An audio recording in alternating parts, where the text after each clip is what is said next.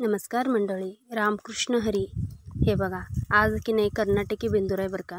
कर्नाटकी बेंदूर असल्यामुळं बघा घरात आहे की नाही गाईचं वासरू वगैरे आहेत आमच्या घरात. मग म्हणजे असं पांढरी गाई वगैरे त्यांना बघा कलर लावून स्वच्छ धुवून कलर लावण्यात आले. आमच्या इथं कर्नाटकी बेंदूरला अशी एक प्रथा आहे की ज्या कर्नाटकी बेंदूरच्या दिवशी त्या गाईला गळ्यातलं कंड वगैरे छान असं दावे वगैरे करून बांधले जातात. त्याला गाय स्वच्छ धुवून पूजा केली जाते गाईची. तसंच की नाही त्याला गोडधोडाचा नैवेद्य करून खाऊ घातलं जाते. आणि की नाही आमच्या इथं कसं आहे माहिती आहे का पद्धत, संध्याकाळची ज्या वेळेस असते की नाही त्यावेळेस आमच्याकडं 8 दिवस असं बैल बसून ठेवतात घरी. आणि नंतर ना की नाही त्याला सगळं स्वच्छ धुवून करून त्याला झोला वगैरे घालून छान घुंगरानं नटवून थटवून की नाही गावात बैल पळवण्याची प्रथा आहे आमच्यात. हे बघा, आता मी माझ्या सध्या की नाही घरी असलेल्या जनावरांची पूजा करायला लागले बघा. हा बघा माझा मोठा मुलगा आहे हा. आणि गाई जर असं थांबत नसल्यामुळे की नाही छोटीशी वासरू आहे पण ते आहे ना घरी, मग त्याला पण पूजा करायला पाहिजे. बघा त्याला पूजा करून त्याला खायला वगैरे द्यायला लागले.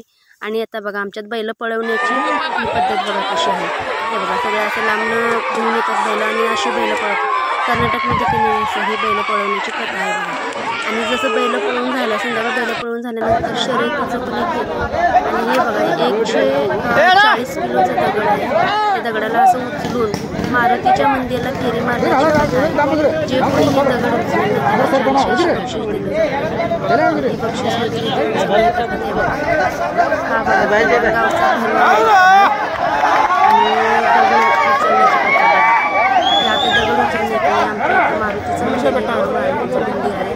त्या मारुतीच्या मंदिराला अशी फेरी मारण्यात येते. एवढं मंदिर फेरीमुळे 140 किलोचा दगड अगदी खांद्यावर घेऊन असं मारुतीच्या मंदिराला फेरी मारायला लागतात.